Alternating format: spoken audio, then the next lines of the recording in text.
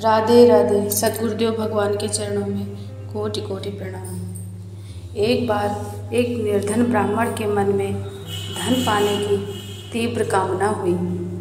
वह सकाम यज्ञों की विधि जानता था, किंतु धन ही नहीं तो यज्ञ कैसे हो। वह धन की प्राप्ति के लिए देवताओं की पूजा और व्रत करने लगा। कुछ समय एक देवता की पूजा करता, परंतु उससे कुछ लाभ नहीं दिखाई पड़ता तो दूसरे देवता की पूजा करने लगता और पहले को छोड़ देता। इस प्रकार उसे बहुत दिन बीत गए। अंत में उसने सोचा, जिस देवता की आराधना मनुष्य ने कभी ना की हो, मैं अब उसी की उपासना करूँगा। वो देवता अवश्य मुझ पर शीघ्र प्रसन्न होगा। ब्राह्मण ये सोच ही रहा था कि उसे आकाश में कुंडधार नामक मेघ के देवता का प्रत्यक्ष दर्शन हुआ।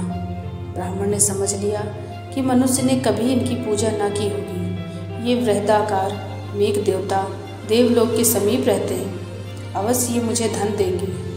बस बड़ी श्रद्धा भक्ति से ब्राह्मण ने उस कुंडधार मेघ की पूजा प्रारंभ कर दी।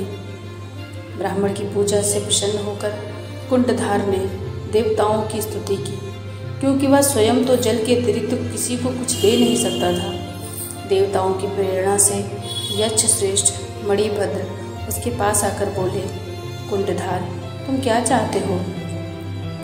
कुंडधार, यक्षराज देवता, यदि आप मुझ पर प्रसन्न हैं तो ये मेरे उपासक इस ब्राह्मण को सुखी करें।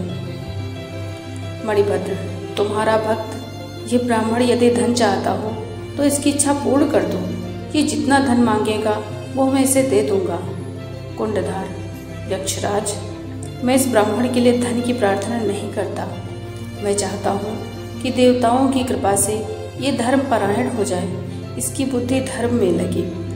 मणिभद्र, अच्छी बात, अब ब्राह्मण की बुद्धि धर्म में ही स्थित रहेगी। उसी समय ब्राह्मण ने स्वप्न में देखा कि उसके चारों ओर कफन पड़ा हुआ है।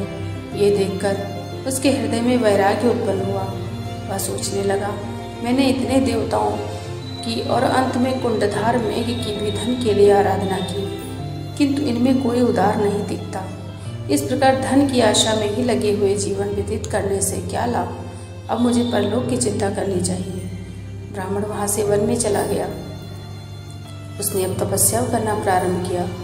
दीर्घकाल तक कठोर तपस्या करने के कारण उसे अद्भुत सिद्धि प्राप्त हुई। वह स्वयं आश्चर्य करने लगा, कहाँ तो मैं धन के लिए देवताओं की पूजा करता था और अब उसका कोई परिणाम नहीं होता था, और कहाँ अब मैं ऐसा स्वयं हो गया हूँ कि किसी को धनी होने का आशीर्वाद दे दूँ तो वह निस्संदेह धनी हो जाए। ब्राह्मण का उत्साह बढ़ गया। तपस्या में ही उसकी श्रद्धा बढ़ गई।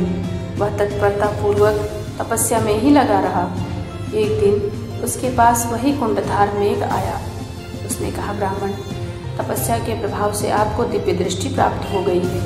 अब आप धनी पुरुषों तथा राजाओं की गति देख सकते हैं। ब्राह्मण ने देखा कि धन के कारण गर्भ में आकर लोग नाना प्रकार के पाप करते हैं और घोर नरकों में गिरते हैं। कुंडधार बोला, भक्ति पूर्वक मेरी पूजा करके आप यदि धन पाते और अंत में नरक की यातना भोगते तो मुझसे आपको क्या लाभ होता।